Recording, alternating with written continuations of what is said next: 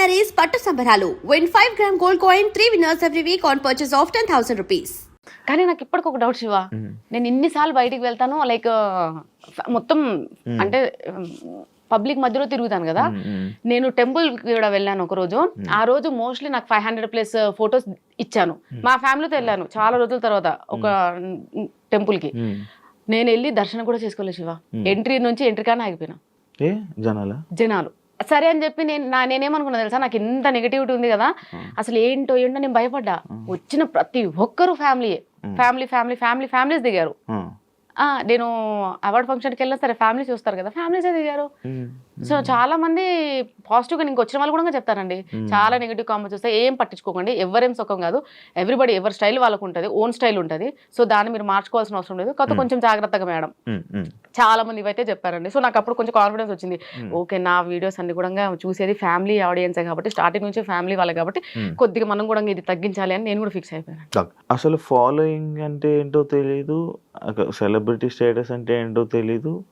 అలాంటి మీకు ఒక సెలబ్రిటీ స్టేటస్ అండ్ ఒక మంచి ఫాలోయింగ్ వచ్చిన మీకు ప్రమోషన్స్ లేకుండా ఒక మంచిగా ఇదే ఇన్ఫ్లుయెన్సర్గా ఉండిపోతే బాగుండు అని అనిపించలేదా ఇప్పుడు? అసలు ఎందుకు ప్రమోషన్స్ వదిలే అని అనిపించలేదండి. ఎందుకు ఊరికే రీల్స్ చేస్తూ అప్లోడ్ చేస్తూ దానివల్ల ఈ సోర్స్ ఆఫ్ ఇన్కమ్ జనరేట్ అవ్వండి. ఊరికి ఒక స్క్రీన్ పెట్టుకొని చేయడం. ఇన్స్టాలో దిగిందే ఇన్కమ్ కోసం? అట్లా అంతని కాదు, జస్ట్ డైవర్షన్ కోసం. నేను ఎప్పుడైతే కొంచెం డిప్రెషన్ లో ఉన్నాను ఒక ఇన్సిడెంట్ వల్ల, సో ఆ ఇన్సిడెంట్ నుంచి బయటికి రావడానికి చిన్నగా, కాకపోతే నాకు ఒకటి ఉంటాయి కదండి, ఎవరి ఫ్యాంటసీలు బాగుంటాయి. సో దాని తర్వాత మెల్లగా ఏదైతే చిన్నగా శారీ ప్రోడక్ట్ ప్రమోషన్స్ అలా రావడం వల్ల కొంచెం క్రేజీ పెరిగింది నాలో.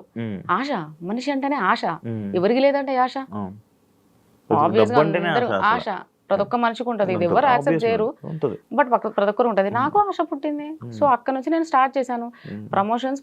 ఇప్పటికి 3 years అయింది, చేస్తూనే ఉన్నాను. కానీ ఊరికి ప్రమోషన్స్ లేకుండా అలా అంత పెట్టలేమండి టైం. అంత టైం ఎవరు వేస్ట్ చేస్తారండి? ఏదైనా జాబ్ చేస్తూ మళ్ళీ కూడా ఏదో ఈవినింగ్ అవర్స్ టైం పాస్ గా నా ఫాలోవర్స్ ఎంటర్టైన్ చేయడం కోసం ఇంకేదైనా చేయొచ్చు.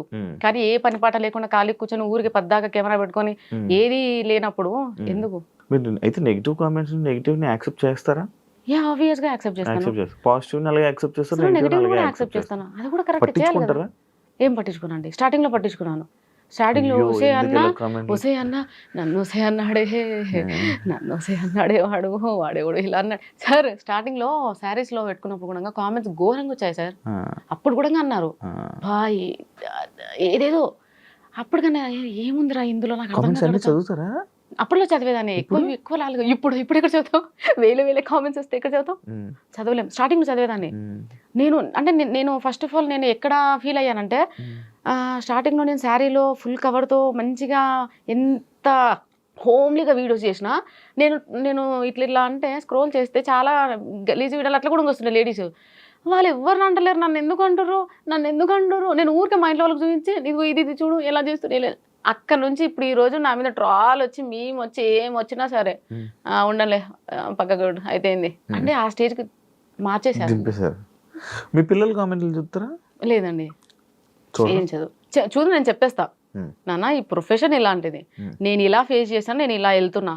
సో అంతే క్లియర్ గా వాళ్ళకి ఒక నోట్ ఉంది, ఇలా ఉంటది సిచ్యువేషన్ చెప్పేసుకుంటారు. కానీ మళ్ళీ ఎందుకు ఫీల్ అవుతారు కదా, అందుకే వాళ్ళు ఒక స్టేజ్కి వచ్చే లోపల క్లోజ్ చేయాలని ఫిక్స్ అయినానండి. ఇప్పుడు ఏమేమి చదువుతున్నారు? బాబు 8th క్లాస్, పాప 4th క్లాస్. సో నాకు పాప మీద ఎక్కువ ఉంది కాబట్టి, సో పాప ఇంకొక 2 years లో, సో అప్పటి లోపలే క్లోజ్ చేయడం బెస్ట్. ఎందుకంటే తన ఫ్యూచర్ కి ఆపేస్తానండి నేను కొన్ని రోజులకి ఆపేస్తాను. అంటే అప్పుడు ఏంటి, నార్మల్ వీడియోస్ చేసుకుంటారా మంచిగా ఫ్యామిలీ యూట్యూబ్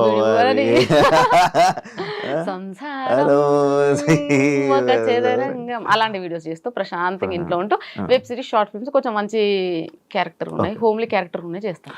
మీకు యాక్టింగ్ ముందు నుంచే ఇంట్రెస్ట్, అంటే ఇన్ఫ్లుయెన్సర్ అవ్వక ముందు నుంచే యాక్టింగ్ అంటే ఇష్టమా? మస్తు భయం అండి ఫ్రేమ్ లో. చెప్తున్నా కదండి, స్టేజ్ ఫియర్. మీగా ఒక్క స్టేజ్ పర్ఫార్మెన్స్ లేదండి ఇప్పటివరకు. నేను స్కూల్ లైఫ్ నుంచి కాలేజ్ లైఫ్ నుంచి ఇప్పటి వరకు ఒక్క స్టేజ్ పర్ఫార్మెన్స్. ఒక దగ్గర ప్రాక్టీస్ చేసినాక కూడా నన్ను ఎలగొట్టేసారు. అంటే నేను చేసేదాన్ని బట్టి లైక్ ఇట్లా భయపడుతూ, అంత భయం. క్లాస్ లో అంతమంది సార్ని చూసినా భయం, ప్రిన్సిపల్ సార్ని చూస్తే ఇంకా పోసుకోవడమే. ఎంత భయం సార్ నాకు. మా నాన్న టాప్ మోస్ట్ స్కూల్లో వేసిండు కాన్వెంట్లో. అసలు చచ్చిపోయేదాన్ని.